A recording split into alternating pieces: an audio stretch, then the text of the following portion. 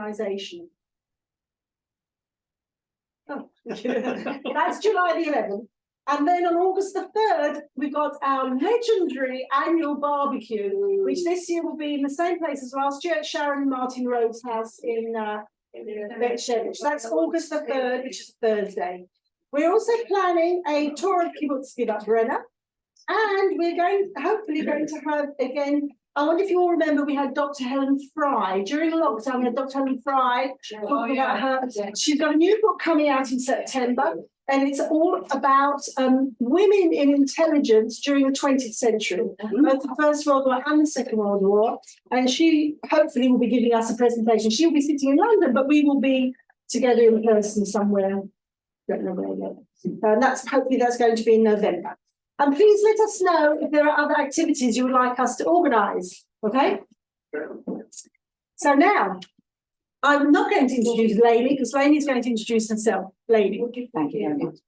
Well, fellow Brits, it's nice to meet you all. I haven't been together with British people for a long time, but I have to tell you a secret. I used to work in HOB offices, main offices in Tel Aviv, with Prissy and Anne, and I'm talking about 50 years ago. So I was involved in HOB. But since then, I'll explain my history, that I was not able to keep contact with British people. I've just been all over the place. First of all, my name is Lainy Glazer, Rose, Helene. Actually, my name is Helene. But since joining a youth movement, I got the name Lainy and it stuck. I was born in London East End, in Hackney. I grew up in Shoreditch, which is now very, very trendy. Then we moved further out east to Walthamstow. I lived in the middle of Walthamstow Market. My parents had a hairdressing salon, and my neighbours were the market traders. I grew up in a market. I love markets. And then finally, we moved out to Ilford, but then I was already out of school. I was studying, so I didn't really get to know Ilford very, very well. So I really am a Cockney. And my parents were Cockneys. They were born in Stepney and Bethnal Green. So I'm a bona fide Cockney. No, nearly. It's not. Well, I got rid of my accent, otherwise Israelis still wouldn't have understood me. So I just had to polish my accent a little bit. So that's how the dangerous varies. Now I studied fashion and textiles in the Shoreditch College for the Clothing Industry, which is now part of the London School of Fashion, and in the swinging 60s. When I was in my mid-teens, I joined Haponim in North London, Ken. I became very, very involved with them. And I became a madricha, as I said, in Southgate. And then I decided I was going to set up a Ken in Ilford. It's a big Jewish community, so I was instrumental in setting up Haponim in Ilford. And sometimes I meet people that made Aliyah from Ilford that went through Haponim. I'm so proud that I was the one that set up that Ken. That I insisted there be a Ken in Ilford, which is a huge Jewish community. Lainy, when was that? When did you set up Haponim? When? What year? Well, it was before my Aliyah. Must have been, let's see, mid to late 60s that I set it up. Because I set up Ilford Ken, I was promoted to go to be part of a group of our Chanichim that was on the Machon Madrakei Chutz La'aretz. In other words, the Institute for Jewish Youth Leaders from Abroad in Jerusalem. And I was there from 1966 to 67. And part of the curriculum was the 6-day war, which I was on a Kibbutz Amiyad, which was on the Syrian border. And when all these volunteers were coming out to help, my mother was running to the Jewish agency to try and get me back. Unsuccessful. I stayed. I had to go back for 2 years. That was a commitment that we made in the Machon. You had to give 2 years back to your youth movement. So I went back and I was a youth leader permanently in North London, in Stamford Hill. And I also went on Hakshara in the David Eder farm. Anyone here know the David Eder farm? Yes, my sister was there. Yes? Deborah. Oh, we'll have to find out when Silver. another time. But that was it was a kibbutz. It was called, the locals used to call it the Jews farm. And I made Aliyah in 1969 with the Garim from Habonim to Kibbutz Amiyad. After a year, I saw the situation, that there were very few people of my age, unattached, and I decided to leave, and I came to Tel Aviv.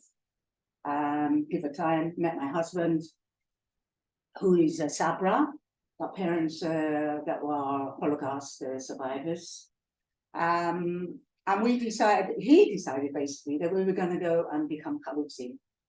And after buying an apartment here, our base was always Rehovot. We always had an apartment in Rehovot, but he wanted to be a Chalutz. And we went to Moshav Fatzael in Bikat Yarden. And I'm talking about the early 1970s. It was like the Wild West there at the time. Everyone was walking around with handguns. Something Tapulach. I'm not quite sure. But I know where Fatzael is. I'm not quite sure which summit it is, probably. Yeah. Okay. I've also been a kibbutznik in Kibbutz Mifalsim near Sderot before all the troubles of the Intifada. It was very quiet at that time. But my base was always Ilford. We would go try a way of life for a few years, and then always come back to Rehovot, our apartments. Also went back to London with the children when they were smaller, and back to Rehovot. Finally, we settled down in Moshav Bet Elazari. I've been there now. We've been there for the last 35 years. We love it. It's a wonderful community. Right. Okay. So, first of all, I have to thank Steve for being my technical assistant. I couldn't do without him. And I hope you're going to. And I also just have to mention I volunteered for Team. If any of you know of Team, and we meet once a week on our Monday morning. You're all invited. Well, our last meetings is coming Monday, so you're all welcome. Now, I found this book in our library. Team has a huge library. People have donated books, and I found this book called The Jewish Pirates of the Caribbean by Edward Kritzler, and it just caught my imagination. And I decided I was going to do a lecture on it. So we will start. It's page 1, Steve. We're going to. This is the Jews of Sephardi, Spain, and their origins. King Solomon established a trading post in Spain in about 1000 BC. By the time of the Romans, 1000 years later, Spain was an important strategic outpost of the empire. With the destruction of the Second Temple in 70 AD by the Emperor Titus, and you can see the Titus Arch here, which is in Rome, most Judean exiles were sent to Spain, as well as other parts of the Roman Empire. Now, if we get 1B, we'll see the map. There we are, and there should be a line coming from Palestine or Judea to Spain. And they were also dispersed in other parts of the Roman Empire. Although they prospered in Spain, they were never allowed to own land. And now have 1C, that is 1C. The Roman Empire finally collapsed in 476 AD, and Spain was invaded by Germanic tribes who had previously served as Roman mercenaries. Now 1D. Okay. By the early 700s AD, North African Moors crossed the Straits of Gibraltar and conquered Spain in the name of Islam. Jews were treated well by the Moors. For the Jews, it was a golden age. The 700 years of Moorish rule finally ended when they were driven out of Spain by the Catholics in the late 1490s. Sephardi Jews, after 1,500 years of residency, numbered 500,000 and were half of Europe's Jews, the largest Jewish community in the diaspora. They boasted of direct lineage to King David, the aristocracy of Europe. Being neither landowners or nobles, they became merchants, financiers, physicians, and scholars. They were an educated elite in a feudal society. Page 2. This is the war against the Moors. The wealth of Spain's urbanized Jews caused resentment amongst the general population. The Catholic Church incited against them, accusing them of causing the Black Death and killing Christian children for their blood. Pogroms erupted in Seville in the late 1390s, then spread to other cities. 100,000 Jews were slaughtered and 100,000 forcibly converted, becoming conversos, new Christians. 300,000 Jews survived the pogroms. Those remaining faithful Jews lived under many restrictions. Over the next century, the conversos rose unhindered. So in other words, those that took on Christianity were not hindered. Those that remained faithful to their Jewish faith lived under persecutions and restrictions. The conversos were unhindered and they rose to positions of power in government, the army and universities. They married into noble families and became prominent at court. They even rose in the hierarchy of the Catholic Church. However, conversion by force and not conviction created a class of heretics in the church. 2a, by the close of the 15th century, Queen Isabella of Spain vowed to root out these heretics, and the Holy Terror was unleashed, called the Auto de Fe, in 1482. 10 years later, in 1492, Spain's Jews were banished from the kingdom. Many fled to Portugal, taking their assets with them. Others fled to Muslim countries on the North African coast, also to Italy and Turkey, where they were welcomed. 2b, as you can see, first of all, the pictures of the royal couple there, Isabella and Ferdinand, and that's their court.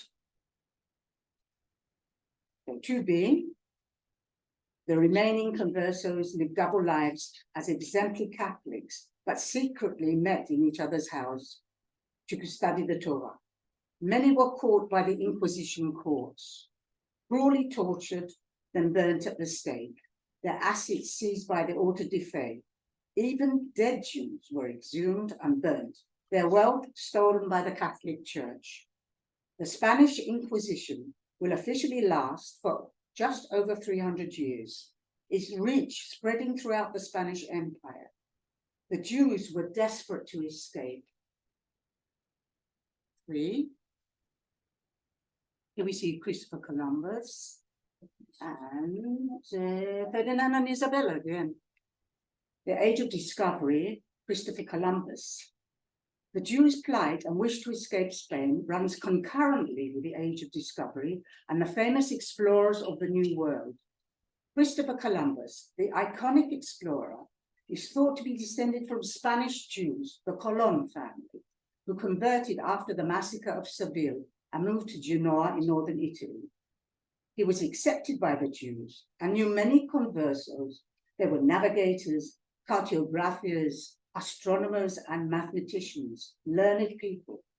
They supported his theory of finding a way to India by sailing west. Although the Catholic Church did not believe in the theory of a round earth, Jews were not bound by such Christian geography. In 1486, Christopher Columbus met Spain's royal couple, Ferdinand and Isabella, to promote his voyage of discovery. But the time was not right and there was no available funding. The war against the Moors was ongoing and the coffers were empty. Christopher Columbus informed the royal treasurer, Luis de Santangel, a secret Jew, that France or England would be more than willing to back him financially. Santangel knows that Jews are soon to be expelled from Spain. Where would they flee? If Christopher Columbus discovers new lands, that could provide a solution. 3a. Columbus discovers new lands that could provide a solution. Santangel's family was a prime target of the Inquisition. His cousins in Saragossa had been burnt at the stake. He approached Queen Isabella, this is Santangel, and urged her to approve the expedition, which he was willing to back with his own money, and so royal approval was granted.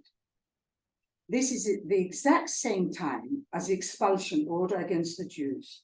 They are given 4 months to leave Spain or face death and seizure of assets. Christopher Columbus is urged by influential Jews to demand hereditary rights to lands discovered, and Sant Angel persuades the king and queen to grant the demand. Page 4. Stranded in Jamaica. Christopher Columbus made 4 successful voyages across the Atlantic.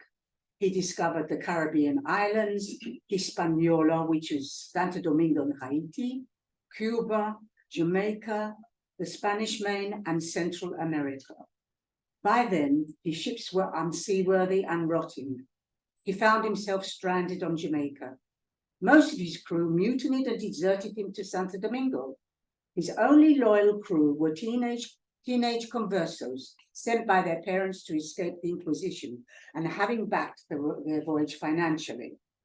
The local Indians supplied them with food, and the Indian girls cavorted with the young conversos like an extended summer camp. They were enjoying themselves. After successfully prophesying a moon eclipse, Christopher Columbus is treated like a god by the Indians and given gold, which leads him to believe in a gold mine on Jamaica. Eventually, he is rescued by ships from Santo Domingo and returns to Spain. The Jewish youths choose to remain on Jamaica. They have no future in Spain. 3 weeks after his return, his patroness, Queen Isabella, dies. King Ferdinand offers him a rich pension and lands to give up hereditary rights of discovery, which he declines. A year later, he is dead. His 2 sons and brother arrive in Hispaniola to claim his title. Converso Jews are sent to Jamaica to search for the elusive gold mine, but come up empty-handed. But the rumor persists, and Spanish nobles converge on Jamaica, all searching for Indian gold. Jamaica is strategically located for Spanish and Portuguese ships and becomes a major supply station. The island becomes a haven for the fleeing conversos. They prosper as ranchers and merchants, supplying the flood of conquistadors on their way to plunder the wealth and natural resources of the New World. Christopher Columbus and his descendants kept their promise to the Jews, and for 100 years, the Jews of Jamaica were safe from the Inquisition. On page 5. What's this? The expansion of the Spanish and Portuguese empires westward to the New World. First of all, famous explorers. America is named after the Italian explorer, yes, he's Italian, Amerigo Vespucci, I hope I pronounced his name correctly, who had sailed with Columbus. His navigator, Jasper, previously known as Alonso Perez, was a Spanish Jew. And Gaspar had also sailed with 2 other famous explorers, Vasco da Gama and Pedro Cabral. With Cabral, he was chief navigator and advisor, and they had sailed together to India for the Portuguese, who dominated the spice trade. During one such journey to India, they were blown off course by a violent storm off the Horn of Africa in a westerly direction until they reached the eastern shore of South America. Jasper and Cabral had discovered Brazil for Portugal. Quite a mistake. Little way out of hand. Yeah. In 40-odd years, Spain and Portugal ruled more territory than the Roman Empire had in 5 centuries of conquest. Officially, Jews and conversos were forbidden to come and settle in the New World, but that did not stop them coming in increasing numbers. Anyway, getting out of Spain. Acceptance was very lenient. The iron grip of the mother country was loosening. And now, if we can have, just a moment, I would like to bring up something else.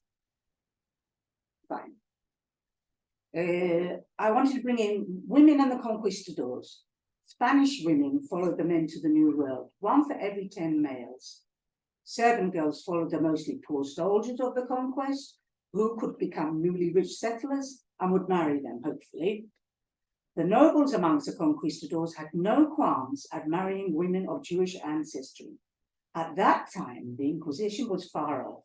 They were able to keep the true identity of wives and children secret. By the end of the 1400s, Spain and Portugal were in competition to discover and lay claim to the New World and all its riches. South and Central America had great natural and mineral wealth to be plundered, and droves of adventurers, both nobles and commoners, arrived, all looking for gold. Many financiers of famous explorers were new Christians, in other words, Jews, also ship owners and administrators. They were the engine behind the conquest of the New World. And as wealthy merchants with extensive business networks of fellow Jews, they shipped back to Europe all manner of goods and raw materials. Profits would be split between the merchants and shippers and the Spanish and Portuguese royalty. Now, I hopefully will be able to bring up the clip of Vangelis.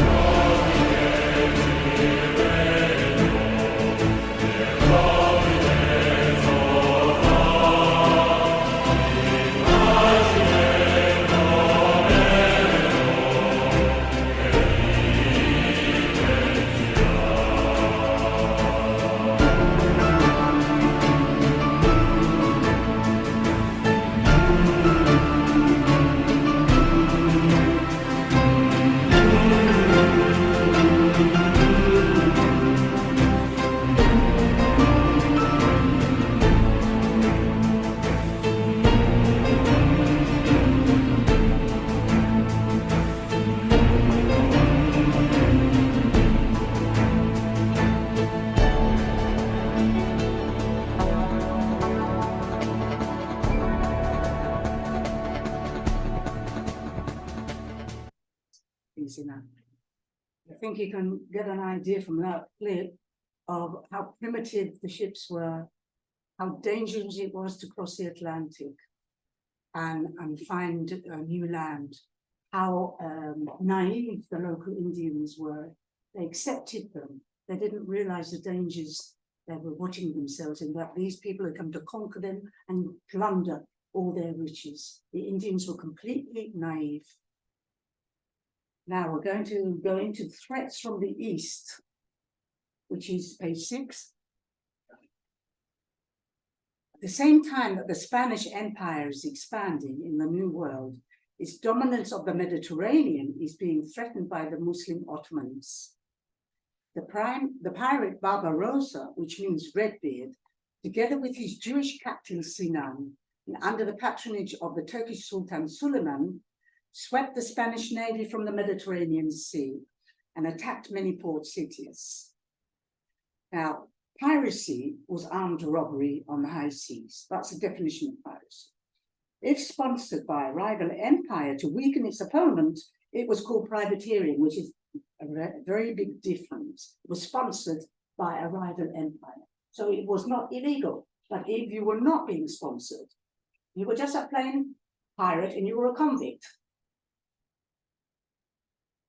Jews had been in North Africa since the expulsion from Jerusalem by the Romans. They coexisted with the Moors, and both the Moors and the Jews hated the Catholic Spanish. Jews dominated Mediterranean shipping and trade and financed Moorish pirates to raid coastal towns of Spain and Italy, and they shared the booty between them. These skirmishes and wars impoverished the Spanish royal house. They needed to replenish their treasury. They ordered a reluctant Portugal to establish the Inquisition and seize Jewish assets. Although Portuguese Jews constituted 10% of the population, they controlled a high 3/4 of commerce and trade. Now Portugal's Jews must flee or go underground. 7. The Reformation. The mid-1500s saw the beginnings of the Reformation in Northern Europe and a schism with the Catholic Church. A renegade monk published a Bible in German. You can see the Bible up there, allowing laymen to study the Bible in their own language. The passionate King Henry VIII of England is there, down there, we all know him, broke with Roman Catholicism and established the Church of England in order to marry Anne Boleyn. The Reformation is a defining sea change in the history of Europe in the Middle Ages. Now we come on to Dutch Jewish settlement in Holland. Holland was under Spanish rule, but in 1579, the Dutch Royal House of Orange, King William and his son Maurice, declared independence from Spain. They formed the United Netherlands, made up of 7 provinces and granted freedom of conscience. That same year, Spain annexed Portugal and sent the dreaded Inquisition to terrorize the Jews, kill them and steal their wealth, and the Jews looked to Holland for salvation. 2 Jewish pirates, named the Fallaci brothers, Joseph and Samuel, negotiated with the Dutch to allow entry to fleeing Jews. The Fallaci brothers were pirates and traders from Fez in Morocco. From a revered rabbinic dynasty, they were audacious and scheming, and after double-crossing the Spanish, ended up in Holland. Slowly, a trickle of Jews were allowed to settle in Holland, but only as practicing Christians. They became covert Jews, but there was no danger of inquisition. At first, 50 Portuguese merchants and their families settled in Amsterdam. They were the elite of Iberian Jewry. They transferred their wealth to Amsterdam, as well as the assets of other Iberian conversos. They acted as agents. Riches originating from the New World were transported from Lisbon and Seville to Amsterdam. Holland and Spain had an uneasy truce, but that didn't prevent the Dutch allowing the Fallaci brothers to form a fleet of pirates to steal from the Spanish. Now, page 8. is the establishment of the Jewish community of Amsterdam. By the early 1600s, Holland's Jews no longer hide their observance. Their first synagogue, the Neve Shalom, is established in 1612. Samuel Palachi, now called Rabbi, is elected president. He is a merchant, a pirate, a rabbi, an ambassador, and founder of Amsterdam's Jewish community. He runs an arms trade between Holland and Morocco in exchange for sugar and spices, diamonds, and Spanish booty. He was quite a rabbi. Jews prosper from trading on the Boursa, on commodities from the New World and the Far East, especially the sugar trade. Work and profit was a Dutch Calvinist ideology. God helps those that help themselves, and a businessman's religion. This is the way the Dutch thought. Due to a similar work ethic, Jews were welcomed by the Dutch. Also, Jewish links and overseas connections enhanced trade and opened up overseas markets for the Dutch. They had previously traded in grain and herring fish. Now trade included sugars, spices, and tobacco. The Dutch East India Company, established before the arrival of the Jews, was the first capitalist enterprise totally free of royal domination. They would push the Portuguese out of Asian markets. In sharp contrast to a tightly controlled Catholic Europe of royalty and noble entitlement. Little Holland is an island of tolerance and capitalism. The courtly and flamboyant Sephardi Jews easily integrated into high-class Dutch society. They attended their various synagogues, alongside their Jewish-owned gambling houses and brothels.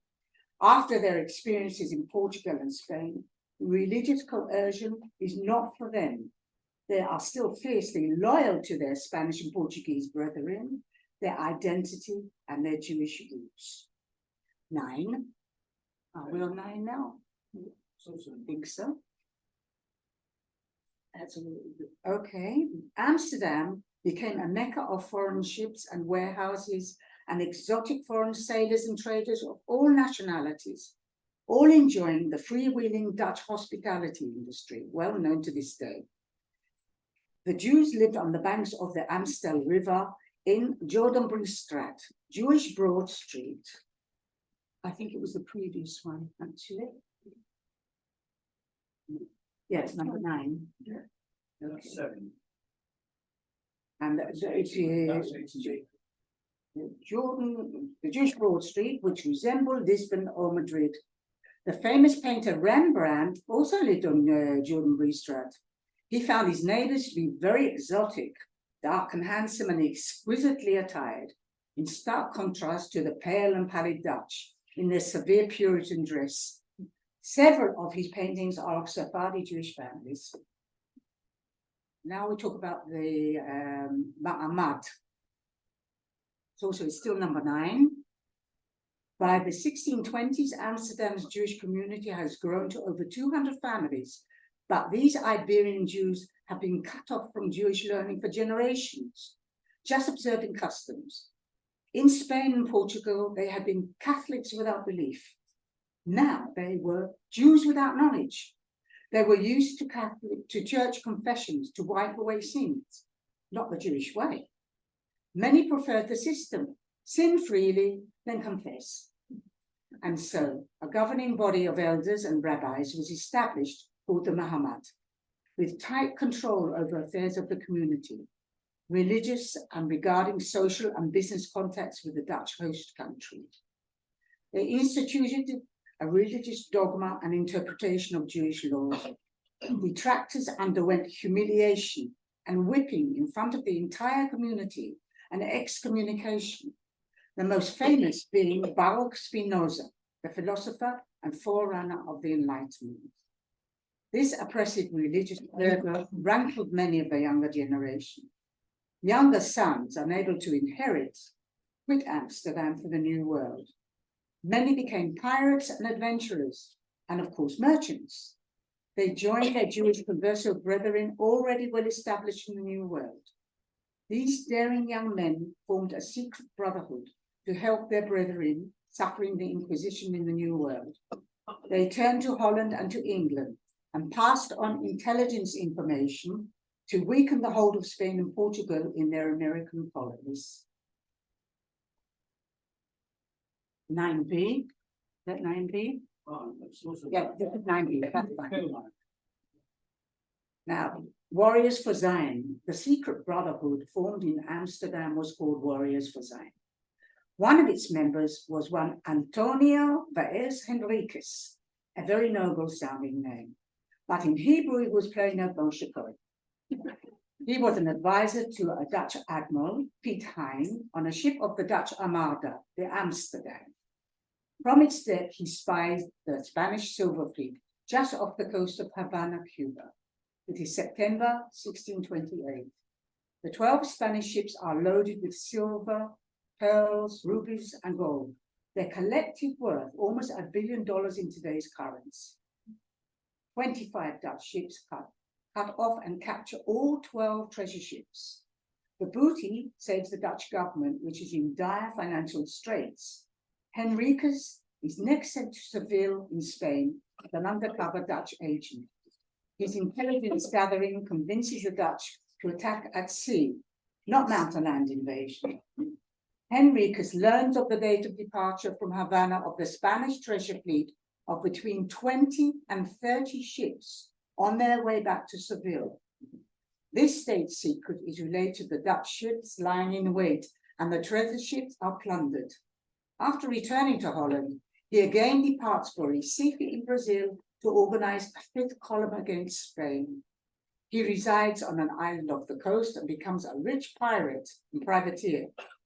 He is joined by many young Dutch Jews looking for wealth and adventure. Being bilingual, Dutch and Portuguese, is a great advantage in business dealings. We will learn more about pirates later on.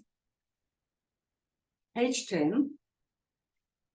The Inquisition arrives in the New World. The Jewish diaspora and trading links. Conversos were to be found in Peru, dealing in textiles, diamonds and pearls, spices and African slaves. In Bolivia, with its rich silver deposits, the silver trade was exclusively in the hands of crypto Jews. In Jamaica, they traded entire ships' cargoes, dividing the profits according to paid shares. They also controlled distribution of goods through agents in all colonies. In the beginnings of capitalism in the 17th century, the Jews of the New World had international connections with fellow Jews through bonds of heritage, language, and a hatred of Spain. They traded with secret Jews in Iberia and later directly to Jews in Amsterdam and London, often leasing ships owned by these Jews. Letters of exchange and credit made money portable, i.e. merchants trading in gold in pirate-infested waters need not physically transfer gold. They would receive a draft of its value from a Jewish banking house. This is the beginnings of capitalism. But the Inquisition is just around the corner. All this accumulated wealth by the conversos in Spanish, Portuguese colonies caused jealousy amongst rival Christian merchants. They exposed the Jews before the court of the Inquisition who had arrived in the colonies. The 1600s saw conversos captured by the auto de fe in Peru, Mexico, and Brazil, and burnt at the stake, their wealth seized by the courts. This renewed persecution would force the Jews to form an alliance with Holland and England to weaken the Spanish Empire and provide a safe haven, which was Jamaica. Jewish world trade links now became channels of intelligence to Spain's enemies. For instance, Queen Elizabeth I learned of the sailing of the Spanish Armada from Portuguese Jews. England, France, and Holland settled small uninhabited Caribbean islands, foothold in the New World. Now, on page 11, Brazil, the first Jewish converso settlement was in Recife, Hebrew for quayside, Recife. In the 1620s, the Dutch captured the capital city of Bahia with Jewish assistance after the arrival of the officers of the Inquisition, but it is recaptured by the Portuguese after 1 year. In the 1630s, the Dutch recaptured the territory, and for 24 years, the Jews thrived and lived openly as Jews. They called their community Tul Israel. However, Jewish communities in Peru and Mexico are devastated by a decade-long reign of terror, torture, and burnings. Jewish wealth was divided between the crown and the church. The Brazilian territory is reconquered by the Portuguese in the mid-1650s, and after 24 years of open Jewish existence, the Jews are given 3 months to leave or face the Inquisition. 16 ships sail for Holland and arrive safely. 1 ship is lost in a storm and lands in Jamaica and allowed to stay. For over 100 years, Jamaica has protected its converso community from the Inquisition. But the arrival of the ship of Dutch and Jewish refugees angers Christian settlers in Jamaica. They invite the officer of the Inquisition to come from Colombia. Jamaica's established converso community, fearful for their own safety, sent England's Oliver Cromwell a note saying that Jamaica could be easily conquered. The next year, 36 English ships sailed into Jamaica's main harbour, and 2 local Jews negotiated and signed a peace treaty. The island surrendered to England. The Spanish were exiled. Jamaica's Jews were invited to remain and openly practice their faith. Jews from all parts of the New World openly proclaimed their Jewishness and emigrate to Jamaica. Their combined knowledge of New World trade was unsurpassed. In the 1660s, Jamaica became a haven for all New World Jews. This was complete news to me about Jamaica. And I knew so many people in London that came from Jamaica in the 50s. It's completely unknown to me.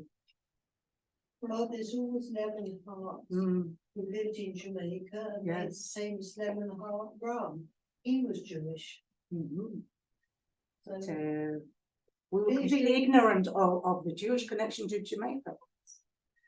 Okay, so page 12 now. And we have the Pirates of the Caribbean. For the English, Jamaica was a major asset, a large island in the middle of main shipping lanes to and from the Spanish Main, well located to strike at Spanish ships, piracy and illegal trade.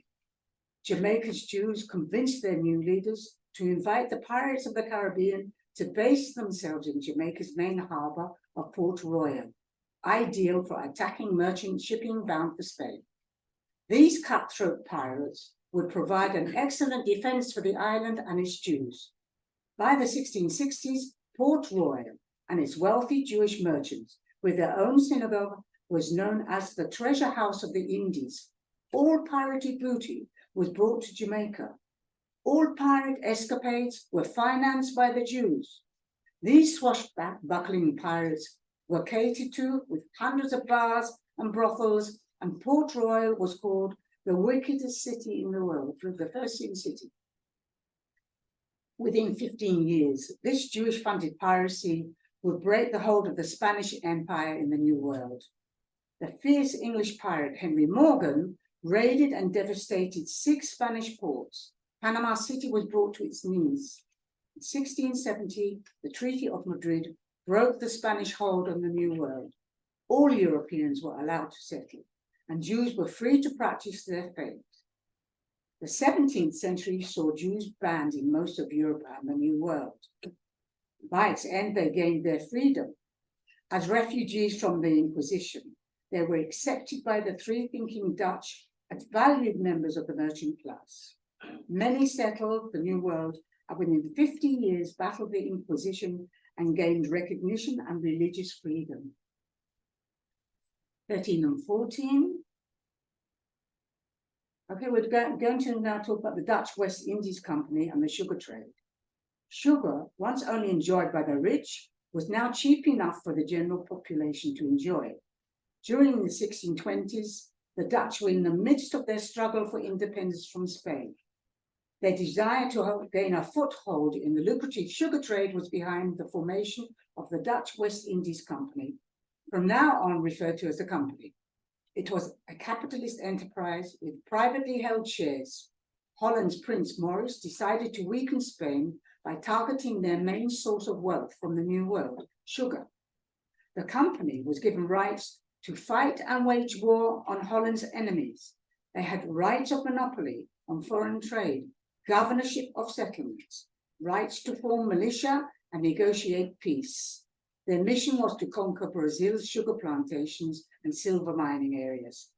Dutch Jews, although in no way involved in forming the company, were totally in favor as their brethren in South and Central America were being persecuted by the Inquisition, which greatly affected trade with the Dutch Jews. Many New World Jews chose to give up their faith for economic salvation and were lost to the Jewish people. They owned over 2/3 of New World sugar mills, Brazil's main export. 14b, the Jews and sugar production, the origins. Sugarcane dates from Crusader times. The root was brought from Asia to the Mediterranean basin, and in the 1400s, Morocco was a primary producer, but it was very expensive, only for the rich and royal. But the Mediterranean climate was too dry, and in the summer, too cool. In the winter, too dry in the summer, too cool in the winter for optimum growth. But by the end of the 14th century, sugarcane was brought to Madeira, an Atlantic colony belonging to Portugal, situated off the African coast. There it thrived in the optimum tropical climate. It was grown by Madeira Vinters, who were mostly conversos. They had bought the root from Moroccan brethren. The Portuguese king decided to bring sugar production to the island of Sao Tome off the coast of Guinea. I'll show the map. That's, you can see there, tiny island of Sao Tome. Sugar production was very labor intensive, and African slaves were used from the early 1400s. They became the mainstay of sugar production. How did the king manage to populate this remote island, overrun with snakes and mosquitoes? In 1492, with the expulsion of the Jews of Spain, Portugal's border became their first destination for escape. In order to enter Portugal, they were ordered to pay a fine and agreed to depart in 6 months. After a time lapse, the king ordered the seizure of 700 Jewish children as crown slaves. They were forcibly converted and shipped out to Sao Tome. At the time, they were between 8 and 10 years old, 700 Jewish children. They grew to become experts in sugar production, and in the 1530s, their children were recruited to run sugar production in Brazil. They were extremely successful in this venture, and sugar production became an agro-industry. It was one of the mainstay of the New World's economy, the sugar. Jews and the slave trade, this is 15. The burgeoning sugar industry and all other forms of exploitation in the New World demanded manpower. Where would this come from? Local Indians had been enslaved, but mostly died out from infectious diseases brought from Europe by the white man. Were Jews involved in the slave trade from Africa to the New World? Some certainly were. One such Jewish slave trader was Diego Diaz Corrido. He was born and lived in Brazil until denounced as a Judaizer. In the early 1600s, he fled to Amsterdam, and from there he led a three-way trade. It's called the triangular trade. Goods from Amsterdam were shipped to the West African coast, Guinea. There, the goods were bartered for slaves bound for Brazil. In Brazil, the slaves were bartered for sugar, which was shipped to Europe. So this you've got your triangular slave route. Next slide. Let's see. Yes, here you can see. That's right. From Europe to Africa to the Indies and the America and back to Europe. You had no loss. Your ships had cargo. Jews and the slave trade. So where are we now? Okay.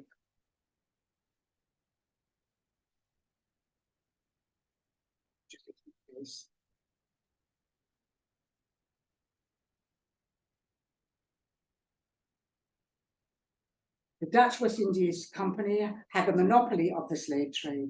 The slaves were sold to sugar plantations at favorable easy terms. Okay, we've gone over that. The company transported hundreds of thousands of black slaves to Brazil, and the slave trade spread to all New World colonies. All European seafaring nations participated in this trade. Sweden, Holland, England, Denmark, Portugal, and of course Spain. Arabs controlled the East African slave trade. The West African slave trade was run by Europeans and black Africans who sold their own people into slavery. Jews also participated. It was the norm of the day. Color was a non-issue. Whites also sold other whites into slavery. If you conquered another country, you took the population as slaves. Slaves were equal to cash in all Christian European countries dealing with the New World. In the perilous age of ocean voyages, Jews like Corrido and Fallaci had trading connections over all continents, east and west. They negotiated treaties with kings and ripped them off as well. 16 and 17, Jewish refugees and acceptance in New Amsterdam. With the arrival of the Inquisition in Brazil, Peru, and Mexico, the Jewish communities are destroyed. The Jews are accused of treason and conspiracy to overthrow Spanish rule, of being a fifth column in league with the Dutch and English. In effect, that is true. Where are these refugees to go? What are their options? They can return to Holland, settle a Caribbean island, or go to New Amsterdam, New York of today. A few ships head north to New Amsterdam, which had been bought for $24 and some trinkets from the local Indians. But the governor, the anti-Semitic Peter Stuyvesant, strongly resisted. Influential Jews appealed to the company, who overrided Stuyvesant's objections. Jews eventually received resident status in 1657, after much wrangling through the Dutch courts. After all, influential Jews were shareholders in the company and held great sway. A new door opens for the Jews in North America, and the rest of their say is history. So, in conclusion, the diabolical Inquisition instituted by the Catholic Church lasted for approximately 350 years and was abolished by royal decree in 1834. It destroyed and decimated the Iberian Jews after 1,500 years of residency. This rich, learned, and cultured community was forced to relocate to foreign lands with as much of their assets as possible. Wherever they found themselves, they prospered within an international network of their fellow co-religionists. They pioneered the discovery of new lands to the west and were essential to its development and history. They clung desperately to their religion and customs, living secret lives as covert Jews. But the centuries of displacement and disconnection with Jewish life took its toll. Most were lost to the Jewish people. It is estimated that roughly 25% of Spanish and Portuguese people of today have Jewish genes. Statistics say that had history treated the Jews differently, today we would number approximately 120 million souls. That's sobering thought. Thank you.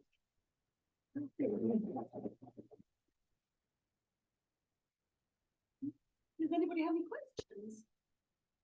I have a question. Jamaica. Yes. Is there any, if you go to Jamaica today, can you see any evidence of Jewish life? Now, Yeah. I don't think that the Jamaicans realize their history. I think the Jews had lots of slaves. I once remember a television program about Jamaica, and they were talking to a Negro, and he was very anti-Semitic, the way he was talking about Jews. There might have well been a small Jewish community still left in Jamaica. And then the interviewer asked, "What's your name?" And he said something like Joseph Cohen. So he obviously, way back, he'd been owned by Jewish slave owners. There's well-known cricketers. Yes. Played the West Indies. Mm-hmm. Because there are two Right, stones in Jamaica. There's a I'm cemetery. sorry, I can't hear. There's a cemetery in Jamaica today with tombstones. I don't think there's any Jewish community left there. I don't know of any. I believe there's a small house. Yes. Yeah, and I just wondered if there was any archaeological evidence, anything that's left behind, if there was a community there. Did you go all over the world and see? There you go. Maybe we should organise a trip to Jamaica. I went to my own call it favours. Any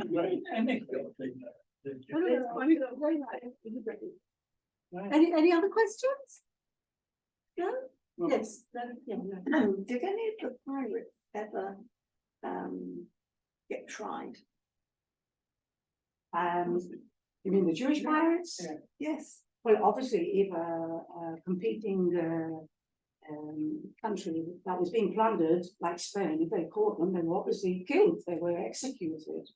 Like, did you understand the difference between a pirate and pirateering? Yes, but I mean, they're the same thing.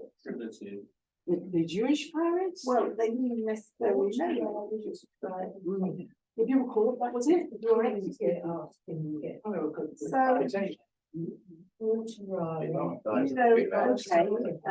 They were pirates. I understand what you're saying, but then they were privateers.